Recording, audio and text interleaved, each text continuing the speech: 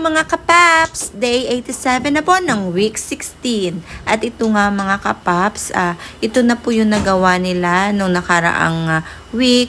At ito po, natambakan na po nila dito ang terrace natin sa first floor. At yan mga kapaps, natapos na po nilang punuin. At yun po, pinapalitada po nila yung sa loob. At ito po yung gilid natin sa CR po yan. Then, ito yung sa likod na part. Kusina sa left side at kwarto naman po yung sa right side. At door po natin sa kusina itong door na daanan dito. Yan.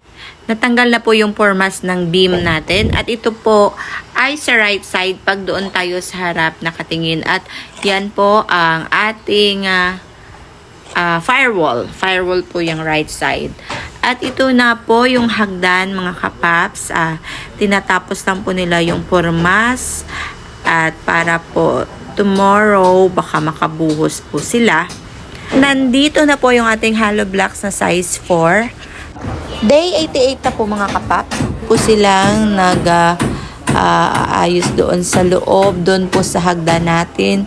At ito po yung ating the front. Ito po yung ating living area. Yan, patuloy sa pagtatambak. At hindi pa po nila makuha yung lahat ng mga bamboos dito, mga tukod ng ating beam.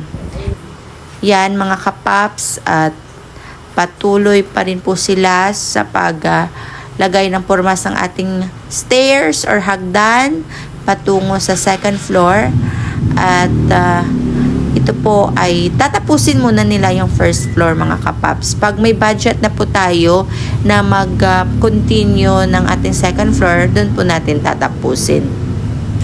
At dito ay sa left side, dito po nila nilalagay yung mga kahoy natin. Yan. Day 89 na po mga kapaps at yun, naglagay na sila ng formas para sa ating septic tank kasi nagsastart na po silang maghukay. At yun, natapos na po nila na asintadahan yung ating harap at ito, nakabuhos na rin sila ng ating stairs. Pwede na po nating lakadan. Akyatayan pala. Hindi po lakadan, Bisaya po yun. Day 19 na po mga kapaps, sinira po nila dito yung pag-aasintada nila ng CR. Kasi po mali po daw yung kanilang paglagay. Kaya po sinira nila para i-correct yung pagkakamali. At baka bukas ay lalagyan din na aasintadahan nila. Yan. Tingnan natin dito sa itaas. Ang view. At ito na nga mga kapaps. Ito po yung hagdan. At nakita natin yung ginibang asintada sa CR. At uulitin po nila ito. Iko-correct po nila ito. Yan. Dito ulit ako sa itaas. Ang ganda na dito tumambay. Yan.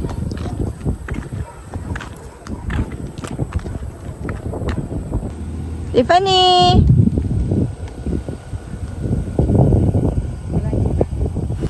Ito na po yung itsura sa loob. Unti-unting tinatambakan ng mga bakanting tauhan natin. Yung loob at saka yung iba naghuhukay. Yung iba tinatapos na po, kino-close na po yung yan, yung ating hindi pa nila nalagyan ng hollow blocks. Sinisirado na po nila. At ito po, nilalagyan ng frame para po sa ating canopy. Ito po ay sa harap. Then, dito parang may plano dito si foreman. At ito, yung nahukay nila. Ngayong day 1 nila. Day 91 po at pang day 2 nila sa paghukay nitong ating septic tank. At umulan po dito. Yan, nabuhusan na po nila yung ating canopy. Kahit po naabutan sila ng ulan, tinapos po nila. At yan nga po guys. Dito sa loob, tinatapos na din po yung giniba nilang asintada sa ating CR. Nilagyan nila ulit at tatapusin po nila ngayong araw na ito yung ating CR na asintada. Yan mga kapaps, nag-break pa po sila. Kasi po, coffee break nila ngayong hapon. At yan guys. Yan po yung ating hagdan. Paitaas. At kung ano yung gagawin ni Foreman para hindi pumasok yung tubig, no. At ito po yung kwarto natin dito sa first floor. Day 92 mga kapaps, meron na tayong hamba para sa door. At ito na po yung kanilang hukay para sa septic tank. Medyo malalim na. At ito po ay kanilang ginawa ngayong last day. Ito po yung mga butas na ito. Yan po lalagyan ng ilaw sa labas. Bye mga kapaps!